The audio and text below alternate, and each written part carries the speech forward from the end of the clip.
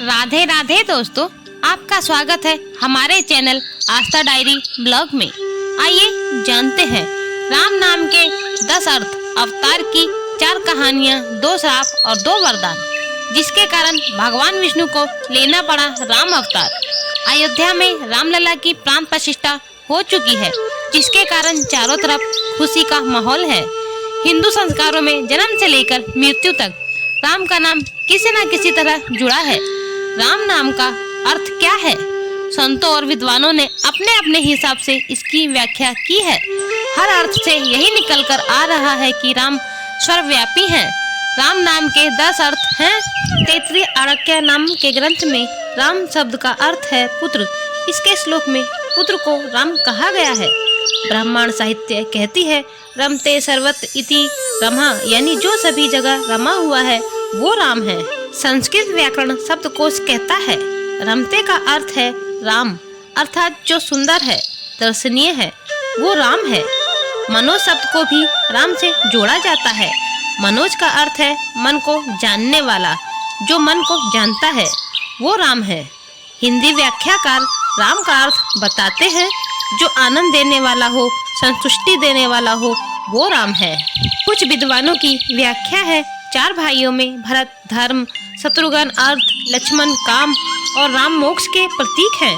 अतः राम नाम का एक अर्थ मोक्ष भी है। एक और अर्थ है राम 2 अक्षर और एक मात्रा से मिलकर बना है। रे, आ और मैं। रे से रसातल यानी कि पाताल, आ से आकाश और मैं से मृत्युलोक यानी पृथ्वी। जो पाताल, आकाश और पृथ्वी तीनों के स्वामी हैं वो राम है।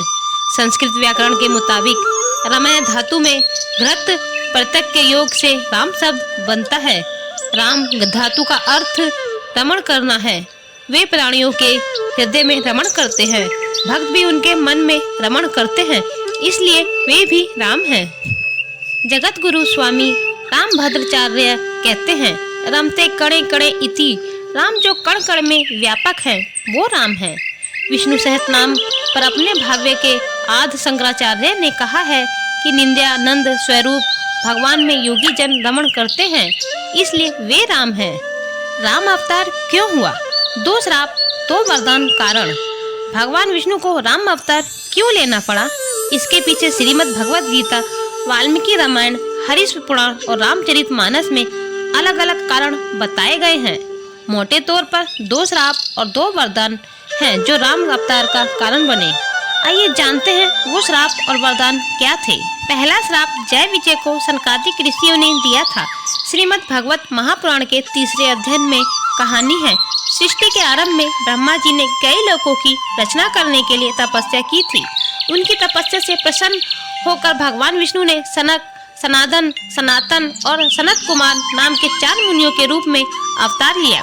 ये भगवान विष्णु के पहले अवतार माने जाते हैं। वैकुंठ में भगवान विष्णु के जय विजय नाम के 2 द्वारपाल थे। एक बार सनकादिक मुनि उनके दर्शन करने वैकुंठ आए। जब सनकादिक मुनि द्वार से निकलकर जाने लगे तो जय विजय ने उनकी हंसी उड़ाते हुए उन्हें रोक लिया। सनकादिक मुनियों को यह बात बुरी लगी।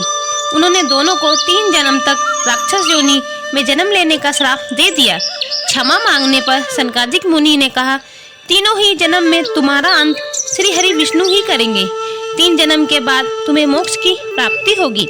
पहले जन्म में जय विजय ने हिरण्यकशिपु व हिरण्याक्ष के रूप में जन्म लिया। भगवान विष्णु ने 12वां अवतार लेकर हिरण्याक्ष तथा नरसिंह अवतार लेकर हिरण्यकशिपु को मारा।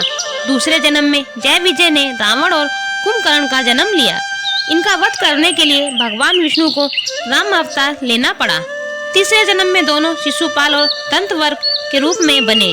इस जन्म में भगवान श्री कृष्ण ने इनका वध किया। भगवान राम के अवतार का पहला कारण सनकादिक मुनि का श्राप बना। दूसरा श्राप नारद ने भगवान विष्णु को दिया था। रामचरितमानस में बालकांड की कहानी है। एक बार नारद मुनि हिमालय जाकर तपस्या कर रहे थे। उनकी तपस्या कई वर्षों तक चली। इंद्र को लगा कि नारद मुनि अपने तप से इंद्र पर पद हासिल कर लेंगे। इंद्र ने कामदेव को आदेश दिया कि नारद मुनि की तपस्या भंग कर दो। कामदेव वहां पहुंचे जहां नारद तपस्या कर रहे थे। उन्होंने नारद मुनि पर काम बाण चलाए। बाणों के प्रभाव से नारद मुनि की तपस्या टूट गई उन्होंने आंखें खोली और कामदेव की तरफ देखा।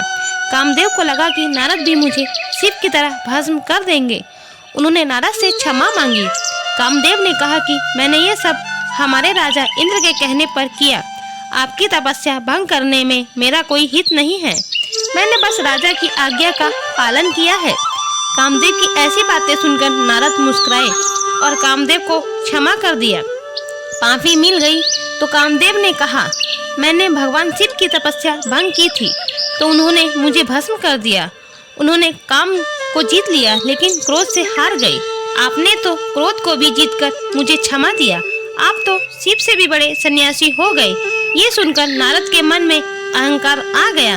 वे ये बताने शिव के पास गए। भगवान शिव ने उनकी बात सुनी और कहा कि ये आपने मुझे बता दिया, लेकिन भगवान विष्णु को भूलकर भी मत बताइएगा। नारद ने उनकी बात अनसुनी कर दी। वे सीधे वैकुंठ लोक गए। यही बात उन्होंने भगवान विष्णु को बताई। भगवान विष्णु समझ गए कि नारद को अहंकार हो गया है, उनका अहंकार मिटाना होगा। भगवान विष्णु ने अपनी माया से एक नगर बसाया जिसका राजा था शीलनिधि और उसकी बेटी थी विश्वमोहिनी जिसका स्वयंवर होना था। नारद जब उस नगर में पहुंचे तो शिव मोहिनी को देखकर सोचने लगे कि अब मुझे भी विवाह कर लेना चाहिए।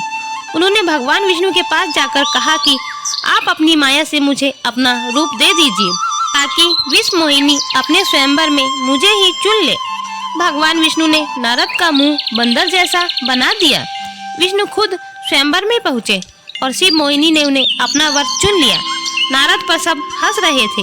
ये सब देखकर नारद ने भगवान विष्णु को श्राप दे दिया कि तुमने मुझे स्त्री वियोग दिया, जो तुम भी 14 वर्ष स्त्री वियोग में भटकोगे।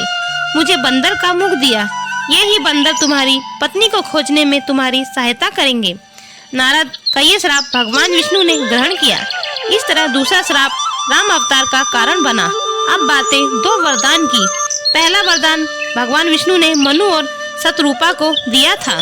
श्रीमद् भगवत महापुराण कहता है, सतयुग में मनु और शतरूपा जो ब्रह्मा के अंश से जन्मे थे, दोनों ने संतान पाने के लिए भगवान विष्णु की वर्षों तक तपस्या की।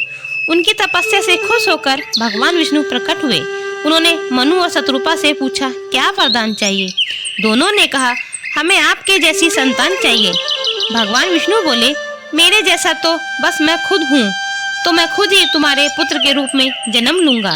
त्रेता युग में तुम राजा दशरथ और शतरूपा कौशल्या बनकर जन्मेंगी। मैं तुम्हारे पुत्र के रूप में जन्म लूंगा। इस तरह मनु और शतरूपा को मिला वरदान राम के जन्म का कारण बना। दूसरा वरदान रावण को भगवान ब्रह्मा ने दिया था। वाल्मीकि रामायण के मुताबिक भगवान ब्रह्मा के लिए रावण ने कठोर तपस्या की थी।